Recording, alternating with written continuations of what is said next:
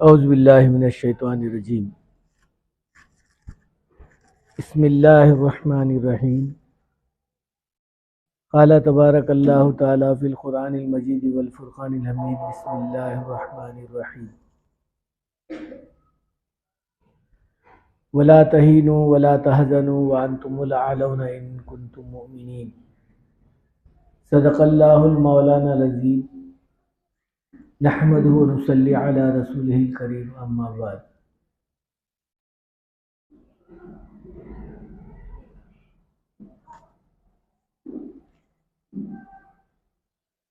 बुजुर्गान मोहतरम, मुअज़्ज़ज़ सामईन इकराम, अभी जो मैं कलाम पाक की आयत तिलावत किया उसका तर्जुमा ये है, न गम करो न परेशान हो, रूए ज़मीन की हुकूमत और सारी चीज़ें तुम्हारे कदमों में लाकर डाल दी जाएंगी बशर्ते कि तुम ईमान वाले हो। इसका सरसरी तर्जुमा तो यही है। चूँकि ये बात अपनी जगह पर मुसल्लम है, यहूदी मुसलमानों से कहीं ज़्यादा इल्म हासिल किया हुआ है। एक मामूली किस्म का आदमी भी हमारे उलमाओं से कहीं ज़्यादा इल्म किया हुआ है, इल्म पढ़ा हुआ है। चुनाचे एक मर्तबा हमारी जमात फ़लस्तीन गई, क्योंकि हमारा एक साथी नमाज मस्जिद अक़सा में पढ़ने को अच्छा समझता था। अच्छा भी है। अल्लाह के रसूल सल्लल्लाहु अलैहि वसल्लम के कहने के मुताबिक मस्जिद अक़सा में एक नमाज पढ़ेगा 25 दर्जे सवाब उसको मिलेगा। मस्जिद नबवी में पढ़ेगा तो 50 दर्जे मिलेगा। काबतुल्लाह में पढ़ेगा तो 1 लाख मिलेगा। जब वहाँ का मौका मिला तो मस्जिद अक़सा में जाकर नमाज पढ़ता था। तो वहाँ जो गेट के ऊपर दरबान था, जिसे वाचमैन कहा जाता है, वो यहूदी है, क्योंकि उनके कब्ज़े में है वो। बार बार देखा कि बच्चा बड़ा पाबंद है, तो जुमा के दिन भी वो नमाज के लिए आया। जुमा नमाज पढ़कर जब वापस जाने लगा तो उसको बुलाकर कहने लगा, अरे भाई तू कहाँ का है? वो कहने लगा, हैदराबाद का, इंडिया। अच्छा, तेरे को देख रहा हूँ बहुत दिन से नमाज आ रहा है और जुमा की नमाज को भी आया। लोग जुमा की नमाज को बहुत ज्यादा आ गए। क्या जुमा की नमाज फर्ज है? बाकी नमाज़ फर्ज नहीं है? वॉचमैन पूछ रहा। वो कहने लगा, नहीं, वो दूसरी नमाज में फर्ज है। तो फिर जुमा की नमाज को ही एहतमाम क्यों होता है, बाकी नमाजों में क्यों नहीं होता? फिर तो वो खामोश बैठा, कुछ नहीं बोला।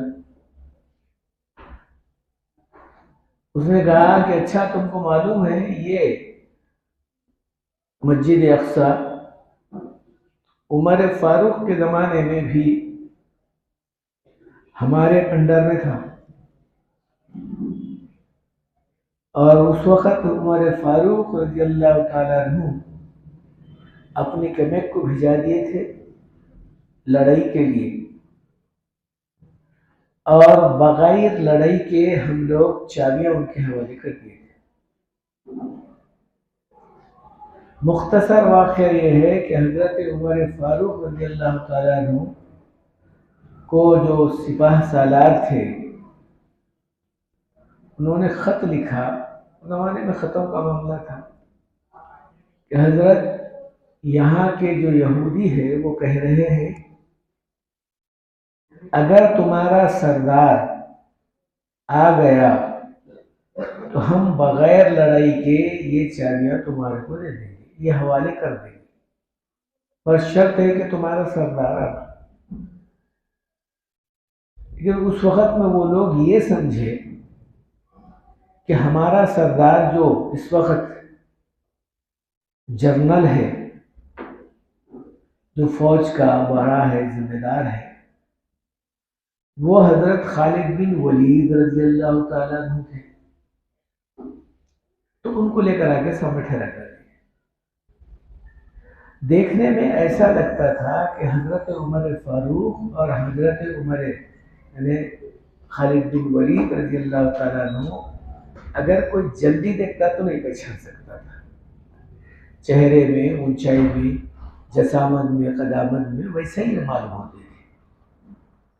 थोड़ा सा आवाज़ में मिलती जुलती रहती थी। लेकिन वो लोग जो यहूदी थे, जो किले के ऊपर बैठे हुए देख रहे थे, तो देखे हजरत खालिद बिन वलीद रज़ी अल्लाह ताला अन्हु को कहने लगे ये तुम्हारा सरदार नहीं होता, हो सकता है ये तुम्हारे फौज का जनरल हो सकता है, कर्नल हो सकता है, लेकिन सरदार नहीं हो सकता। तो कहा हमारा जो सरदार है, जो खलीफा है, वो मदीने मुनव्वरा में रहता है। लोग कहने लगे तुम्हारे सरदार को बुलाओ। तो फिर हम ये बात जो हम कहे हैं उस पर कायम रहे। चुनांचे वो बात कही गई। उमर फारूक रज़ी अल्लाह ताला अन्हु अपने गुलाम को तय करे, मशवरे के बाद वहां से निकल पड़े। एक ऊंट था, बारी बारी चलते थे। ये तय कर दिए थे कि एक मंजिल तक गुलाम बैठेगा, मैं चलूँगा, और एक मंजिल तक मैं बैठूंगा, गुलाम चलेगा। चूँकि ऊँट की एक आदत है, सामने कोई आदमी पकड़कर चले तो ही चलता, वरना नहीं तो नहीं चलता। तो ये बात तय हुई, यहाँ तक के फ़लस्तीन करीब आया और मस्जिद अक्सा दिखने लगा। अब वो मंजिल में गुलाम के बैठने की बारी आई। उमर फारूक रज़ी अल्लाह ताला की बारी चलने की आई। बारिश हो रहा था तो उनके जूते चिकड़ में, पानी में भीग गए, चिकड़ में भर गए, तो जूतों के साथ चल नहीं सकते थे। तो जूते निकालकर कंधे पे डाल दिए। लिखा है किताबों में उमर फारूक रज़ी अल्लाह ताला अन्हु के जिस्म पर जो कपड़ा था, कुर्ता था, तैबन थी, दोनों में 17 पेवन लगे हुए थे और एक पेवन कपड़े का नहीं था, चमड़े का था। ये बीच में चूंकि फौज ठहरी हुई थी, तो हजरत खालिद बिन वलीद रज़ी अल्लाह ताला अन्हु आकर कहने लगे हजरत आप ऐसे मुहज्जिब किस्म के लोगों के पास जा रहे हैं जिसे देखकर तुम्हारा रोब उनके ऊपर पड़े। तो ये जो कपड़े आप पहने हुए हैं, ज़ाहिरी पोशाक, हो सकता है इसका भी लोगों पे कुछ असर पड़ेगा, लिहाजा मैं एक कपड़ा लाया हूँ आपके लिए अच्छा खासा, ये पहन लीजिए।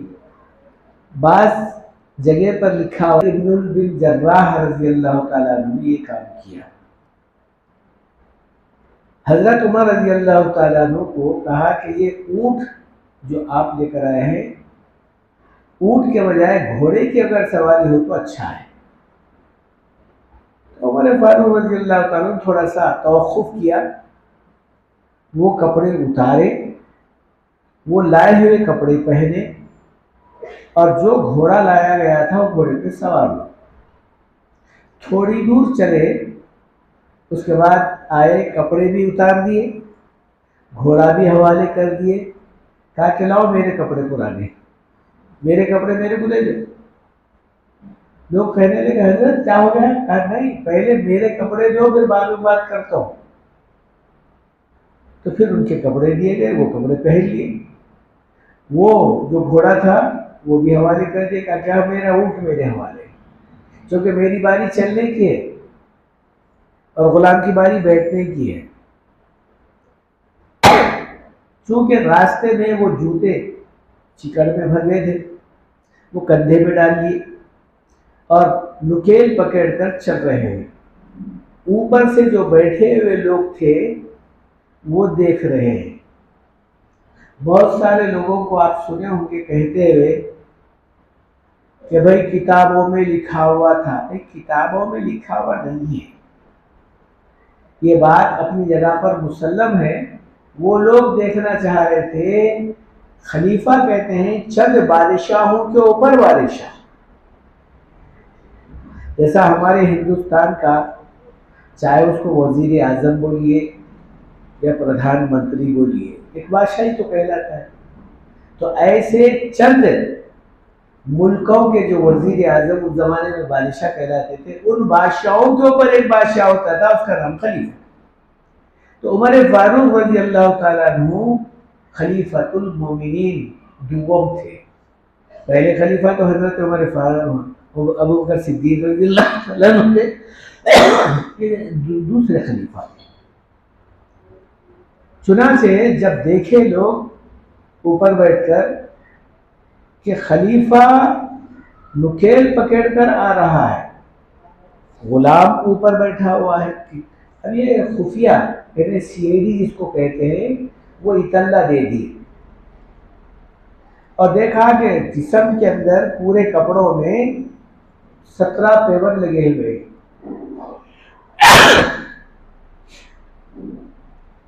तो बैठे बैठे वो लोग मशवरा करें कि भाई कोई आदमी बड़ा जिम्मेदार किस्म का और इतनी मिल्कियत और इतना जो है पूरे के पूरे मुल्क पर हावी, ये आदमी की जिंदगी भी कोई इतनी सादी हो सकती है? अरे हमारे महल्ले का काउंसलर भी दादा बना हुआ है, वो तो बादशाहों का बादशाह था। इतना बड़ा आदमी भी इतनी सादी जिंदगी कर सकता है और फिर इंसाफ की जिंदगी के गुलाम को बिठाया हुआ है और खुद नुकेल पकड़कर पैदल चल रहा है। कहा कि ऐसे आदमी से हम लोग मुठभेड़ करेंगे तो हमको पूरा यकीन है कि खुदा की मदद इनके साथ है, हमारे साथ नहीं हो सकती। जैसा कुरान की आयत कही गई, इन तंसुरुल्लाह यंसुरकुम व युसब्बित अक़दामकुम, अल्लाह के दीन पर तुम कायम रहो फिर अल्लाह तुम्हारी मदद करेगा। क्या भाई हम अपने दीन पर कायम हैं? कोई भी ये बात कह नहीं सकता कि मैं पूरा कायम हूं। जैसा कुरान ने कहा, या अय्युहल्लज़ीना आमनु दुखुलू फिस्सिल्मी काफ़ा, पूरे के पूरे इस्लाम में दाखिल हो जाए, तब कहीं अल्लाह की मदद होगी। एक छोटी सी फर्ज तो अपनी जगह पर है, सुन्नत बल्कि मुस्तहब। साहबा का जमाना, उमर फारूक रज़ी अल्लाह ताला अन्हु का वही दौर चल रहा है। एक जगह पर भेजे फौज को, मुसलसिल काफी दिन तक, बल्कि बाद जगह लिखा है 15 दिन तक जंग होते रही।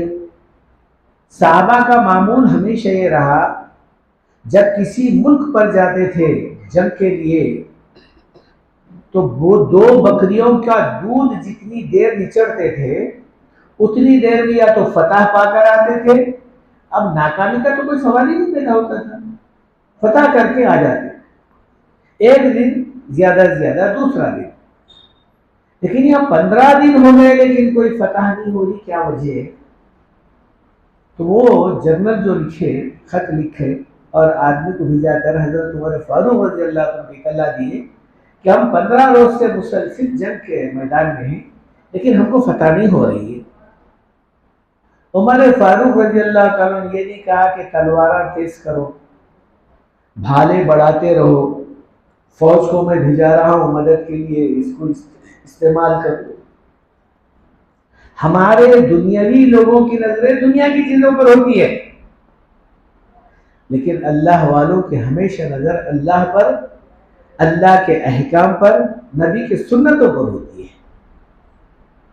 तो उमर फारूक रज़ी अल्लाह तआला ने खत लिखे, कहा कि मुझे यकीन है इस बात का, तुम तकरीबन लोग इसके अंदर सहाबा हो, तुम तकरीबन, हो सकता है कि सहाबा उनको कहेंगे जो ईमान की हालत में हुजूर सल्लल्लाहु अलैहि वसल्लम को देखा।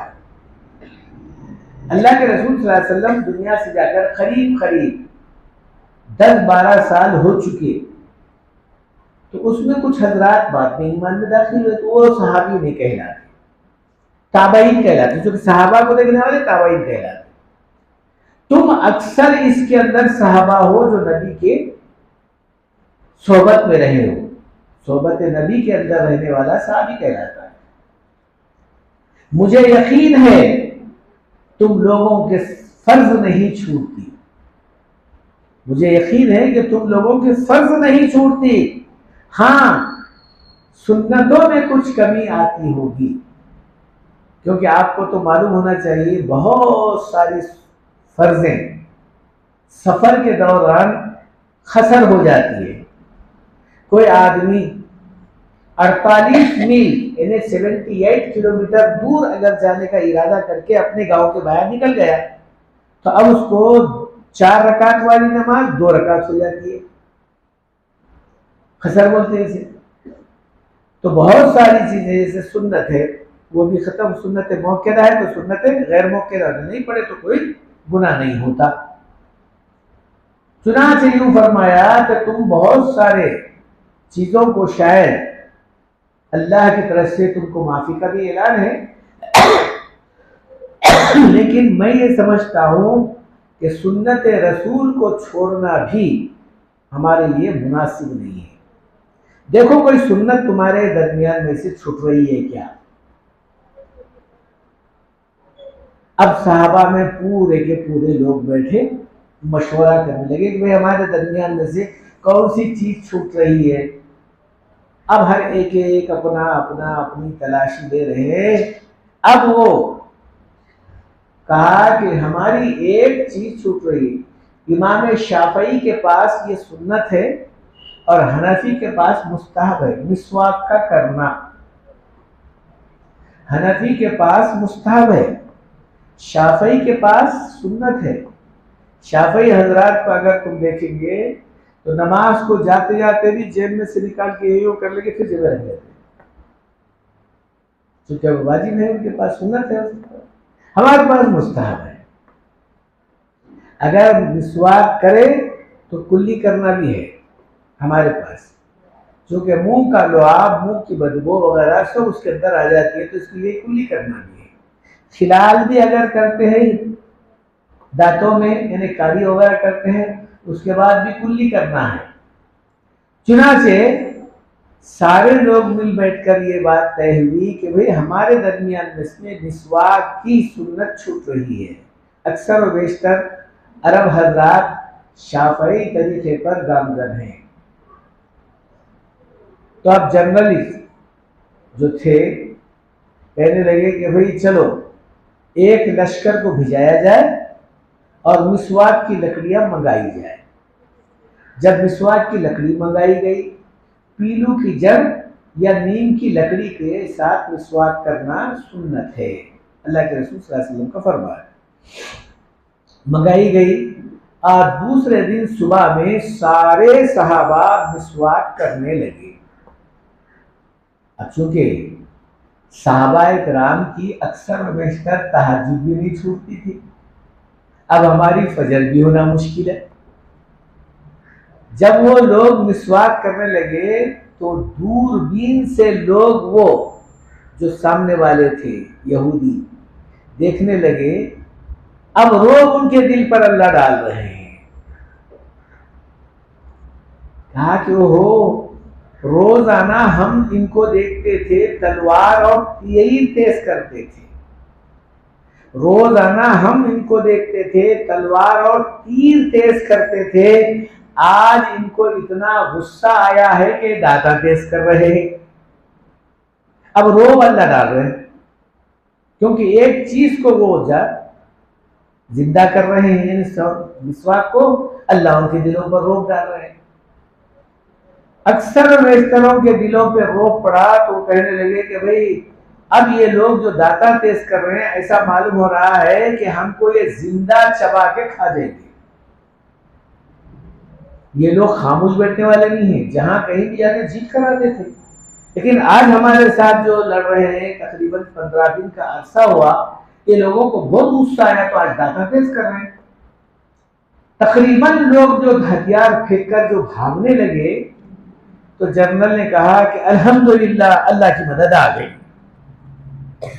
मैं यहां ये बोलना चाह रहा था, अल्लाह ताला जल्ले शानहू ने सहाबा जैसी हस्तियों को, उमर फारूक जैसे खलीफा के जमाने को, एक चीज सुन्नत का छोड़ना, अल्लाह की मदद को रोक लेना है, तो भला बताइए हमारा और तुम्हारा क्या हाल है? कहां से कहां तक हम पहुंच गए हैं, कहां से कहां तक हम जो है आज मुसीबत में गिरफ्तार हो गए हैं। तो मेरे बुजुर्गों, भाइयों, दोस्तों, अल्लाह ताला जल्ले शानहू ने हम लोगों को जो चीज अता किया है वो अजीब और गरीब, इसीलिए यूं कहा वला तहीनू वला तहज़नू व अंतुमुल आलौना इन कुंतुम मुमिनीन। घबराओ नहीं, परेशान मत हो जाओ, बल्कि सारी चीजें तुमको दी जाएंगी, रोए जमीन की हुकूमत तुम्हारे हवाले कर दी जाएगी, बशर्ते कि तुम ईमान वाले हो। अब यहाँ किसी का भी हाथ पकड़ के, मैं तो यूं कहूं मुसलमान तो मुसलमान ही है, गैर का भी हाथ पकड़ कर बोलो क्या भाई तू ईमान वाला है? बोलेगा मैं ईमान वाला नहीं हूं, तू बेईमान, तेरा बाप बेईमान, मैं भी ईमान वाला हूं। अरे गैर भी बोलता है, ईमान को तो सभी लोग पसंद करते हैं, कौन गैर? बेईमान होना कौन पसंद करता है? उन्हें भी अपने आप को ईमान वाला बोलता है। तो कहा ईमान वाला होना, बोलना कोई बड़ी बात नहीं है, होना बहुत बड़ी बात है। किसे कहा ईमान वाला? जैसे मैं आयत पढ़ा, ऐ ईमान वालों पूरे के पूरे इस्लाम में दाखिल हो जाओ, पूरे के पूरे, जरा भी कसर बाकी न रहे। अगर वाकई पूरे इस्लाम में दाखिल हो गए, वाज और बयान करने की जरूरत नहीं है। जैसा उमर फारूक रज़ी अल्लाह ताला अन्हु अपने उस पोशाक और लिबास के जरिए से लोगों के दिलों पे रोब डाल दिया, और फिर वो लोग आकर कहने लगे हम ये बात को कभी भी कबूल नहीं करते कि लो अल्लाह ताला तुम्हारे साथ में मदद का मामला नहीं करता, बल्कि तुम्हारे ही साथ मदद का मामला है। हम पूरे के पूरे अब ये चाहते हैं कि तुम्हारा दीन भी कबूल करें और ये चाबियां भी तुम्हारे हवाले कर दें। तो वो जो नमाज को जा रहा था बच्चा, उससे वो वॉचमैन बोल रहा है क्या भाई, एक जमाना भी था ये जो मस्जिद अक्सा है ये हमारे हवाले थी, उमर फारूक के जमाने में ये तुम्हारे हवाले हो गई, मालूम है आपको? तो ये पूरा वाकया उन्हें बताया, वॉचमैन ने बताया। तो कहा जब ये बात इतनी यहूदी जानता है, क्या भाई हमारे आलिमों को भी, बहुत सारे लोगों को भी नहीं मालूम दीन की बातें अक्सर और बेशतर, तो फिर आवाम को हमारी क्या बात? तो हम बहरहाल वो जैसा अल्लामा इकबाल का रह गई रस्म अज़ां रूहे बिलाली न रही, फलसफा रह गया तलखीन ग़िज़ा। हम तो जा नाम के मुसलमान हो गए, अम्मा भी मुसलमान, बाबा भी मुसलमान, दादा भी मुसलमान, तो हम भी मुसलमान।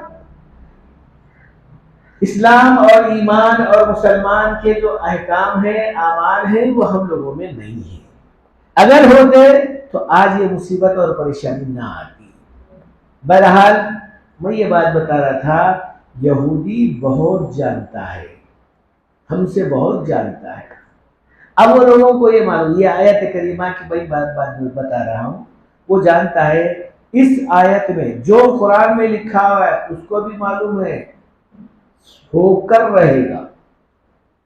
सूरज मशरिक के बजाय मगरिब से निकलता है, निकलेगा। लेकिन कुरान के अंदर की एक जेर और जबर का मामला भी फर्क नहीं होने वाला। ये कौन? यहूदी कह रहा है। यहूदी कह रहा है, कहा कि जो कुरान में लिखा हुआ है वो होकर रहेगा। तो अब ये आयत के ऊपर बात चली कि भाई अगर मुसलमान पूरे ईमान पर गामजन हो तो फिर हमको बोरिया बिस्तर लपट कर भागना पड़ेगा। पूरी जमीन, पूरी हुकूमत, पूरा मामला सब उनके हवाले होगा। हम क्या करेंगे? तो पूरे बैठकर ये फैसला करे 3 चीजों पर। कॉन्फ्रेंस हुई वो लोगों की बाज़ाब्ता। इस कॉन्फ्रेंस में 3 बातें तय हुई हैं। पहली बात कि भाई इन लोगों को तौहीद से हटा देना। तौहीद के माने एक अल्लाह को मानते हैं और एक के सामने ही माथा टिकाते हैं और एक के ही सामने हाथ उठाते हैं और एक को ही अपना कारसाज और माबूद समझते हैं। चाहे कितनी ही मुसीबत आ जाए मगर वो एक को छोड़कर नहीं जाते।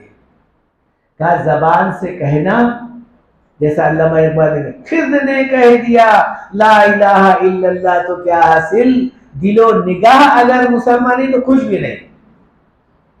जबान से बोलना आसान है लेकिन दिल और निगाह, ये पूरे के पूरे मुसलमान होना, ईमान में दाखिल होना और उस पर अमल करना, ये जरा मुश्किल का मसला है। चुनांचे यूं फरमाया, अगर वाकई ये लोग ईमान के ऊपर आ जाए तो फिर हमारा कोई ठिकाना नहीं है। तो फिर क्या करना? इनको तौहीद से हटा देना। एक की जगह पर दूसरे को दाखिल कर देना, इसका नाम है शिर्क। अल्लाह की जगह पर किसी और को दाखिल। आप बोलेंगे हम तो शिर्क नहीं करते, किसी बुत के सामने हाथ जोड़कर तो नहीं कहते, किसी के सामने, पत्थर के सामने, झाड़ के सामने सजदा तो नहीं करते, फिर बुत परस्ती कैसा हुई? अजी भाई साहब, ये तो मामूली चीज है। जो बुत के सामने हाथ बनाकर ठहरे 1000 दर्जे बेहतर है हमसे। अब आप बोलेंगे ये क्या बात हुई? सुनो बताता हूं। अभी खुदा के अलावा दिल के अंदर किसी और चीज का शायबा आ जाना, उससे बड़ा शिर्क है ये। अल्लाह की जात में किसी दूसरे को शरीक करना। अल्लाह अच्छा करते हैं, बीमार अगर आदमी हो जाए और परेशान बहुत ज्यादा हो जाए तो हमारे लोग पहले डॉक्टरों का नाम पूछते हैं कि कौन सा डॉक्टर अच्छा करता है।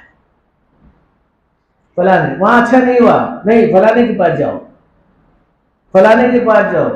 मैं ये नहीं कहता कि मत जाओ, जाइए, जरूर जाइए। दवा का करना सुन्नत है, परहेज का करना वाजिब है, अल्लाह पर भरोसा करना फर्ज है। अल्लाह पे भरोसा करना।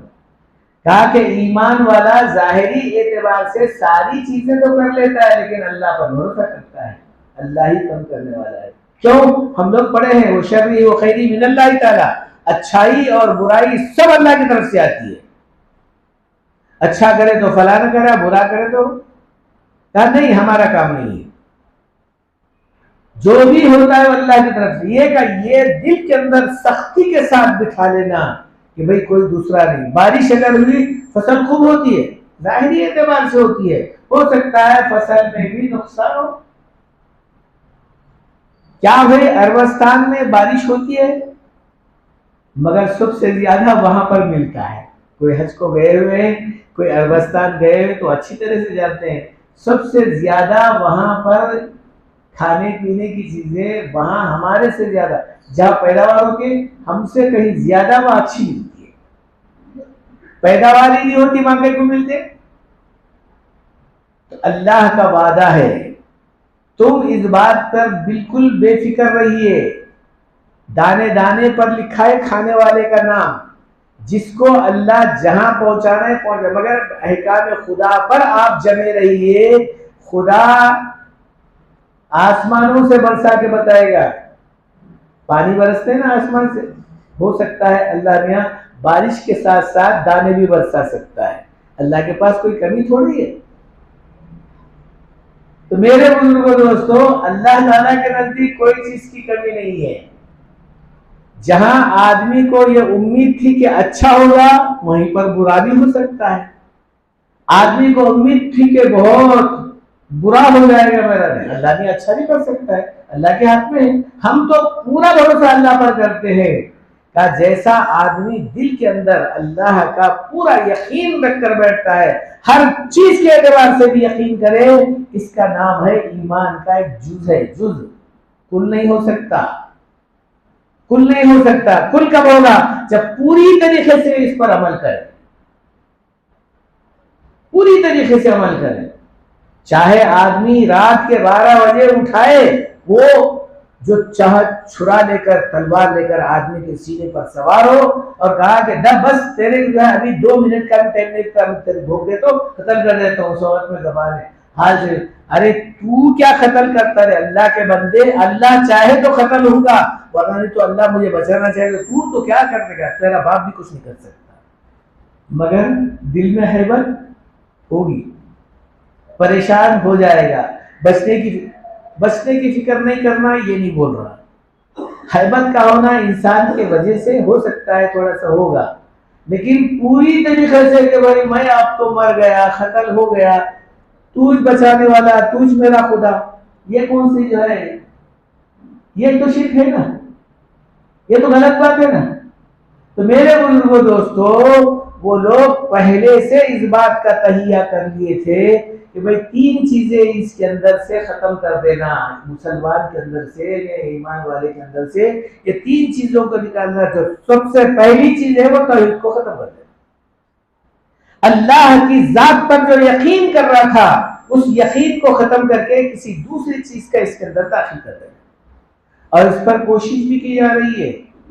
ये बात नहीं है कि वो ये कोशिश नहीं करे, खत्म कर दिया हो गया, ऐसा नहीं है, अभी भी है, क़यामत तक जारी रहेगी, क़यामत तक। मौलाना इलियास साहब भटकल के रहने वाले हैं, एक किताब लिखे हैं। मैं गया था भटकल को, तो उस किताब में लिखे हैं, एक बच्चा स्कूल में गया, इंग्लिश स्कूल में। अब चूंकि हमारे लोग तो माशाअल्लाह इंग्लिश पढ़ाने को हम अपना ईमान ही नहीं समझते, बल्कि दुनिया और आखिरत का सरमाया भी समझ रहे हैं। तो हमारा यकीन तो उसी पर आ गया ना, दो जो कमाए धन, बस उसी का हो गया धन, नीचे ऊपर सारी चीजें उसी के मिल गई। जो धन कमाएगा, धंधे के जरिए से हो या बंदे के जरिए से हो, बहरहाल उसकी उसी की दुनिया, उसी की आखिरत बन गई। हमारा जहन यहाँ तक बना हुआ है। सुना है बच्चा जब मदरसे में गया इंग्लिश पढ़ने के लिए, तो अब ये इंग्लिश की टीचर्स जो औरत थी, अब देखी कि भाई बहुत सारे बच्चे तो उसके बाड़ों में हैं, लेकिन एक बच्चा नहीं आ रहा।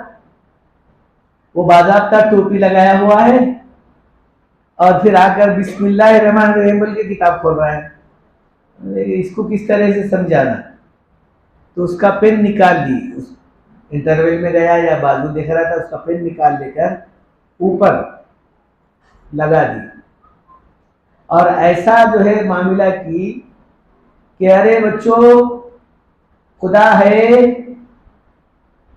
कहा नहीं, खुदा है ना, कहाँ है, कहाँ है खुदा?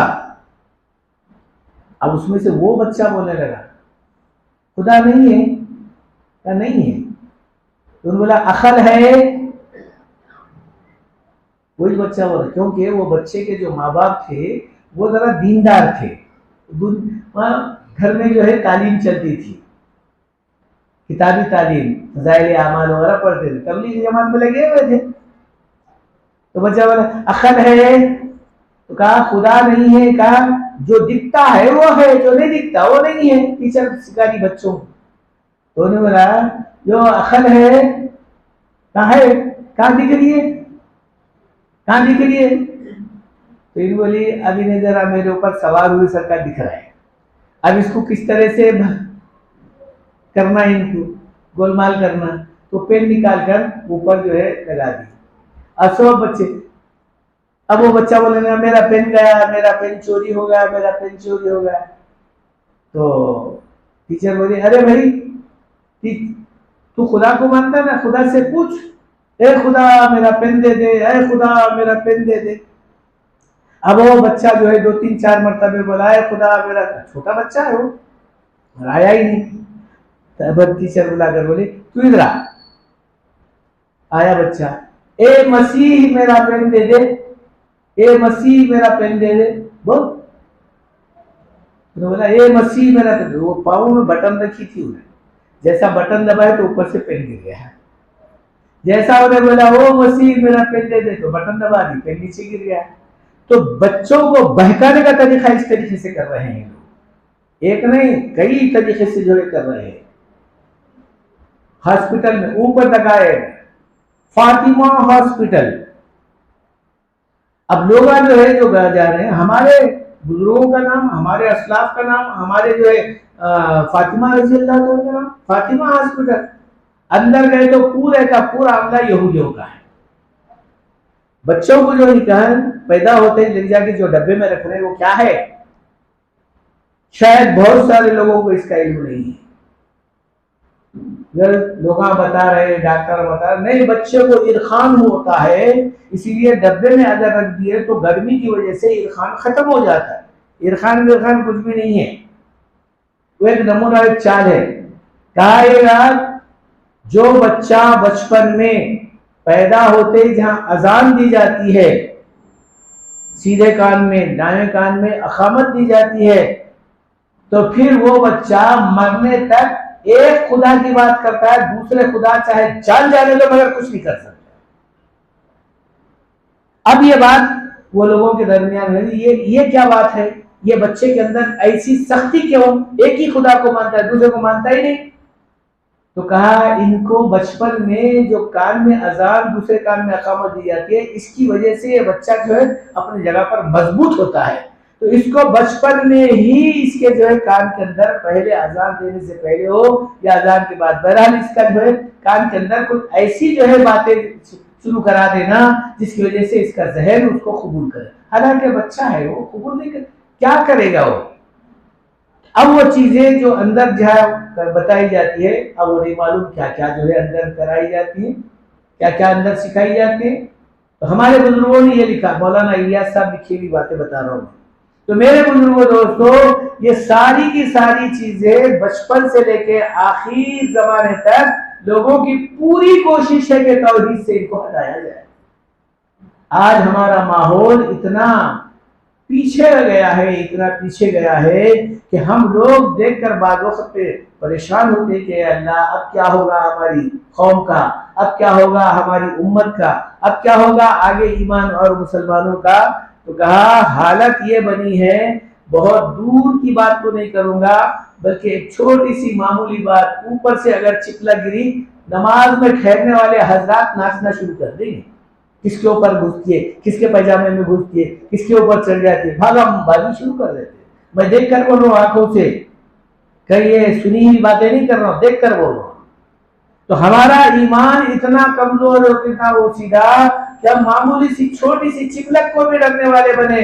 बच्चों को क्या बोलते हैं हम, अरे चूहा आता है सो जा, चूहे से डरा रहे, खुदा से नहीं डराते। बुढ़ा आता है सो जा, बुढ़े से डरा रहे, खुदा से नहीं डर। तो हमारी मामलों के अंदर भी ये बात पैदा हो गई है। तो हम लोग कितना दूर हो गए तौहीद से। तो कहा ये तौहीद का जो मामला था उस जमाने से चल रहा है। अगर ये लोग ईमान वाले हो गए तो फिर हमको भागना पड़ेगा पूरी अवस्था बनाकर। तो मेरे बुजुर्गों दोस्तों, ये हालत हमारी बन गई है कि हम ईमान और तौहीद पर तो बहुत दूर हैं, लेकिन आज ईमान की बात करने के लिए भी डरते हैं। अमल तो बहुत नदारत, अमल तो बहुत दूर की बात है। आज तो खैर इतनी बात कहते हुए चूंकि वक्त हो चुका है, आइंदा इंशाअल्लाह 2 बातें आपके सामने रखेंगे। वो 2 बातें, तो पहली तौहीद का है, वो भी अभी थोड़ी सी बाकी बात रह गई है। इंशाअल्लाह आइंदा वो रिसालत के बारे में और इत्तेहाद के बारे में बात होगी। अल्लाह हमको अपने तौहीद पर जमने की और आइंदा रमज़ान मुबारक आ रहा है उस पर अमल करने की तौफीक नसीब फरमाए। वमा अलैना इल्लल बलाग।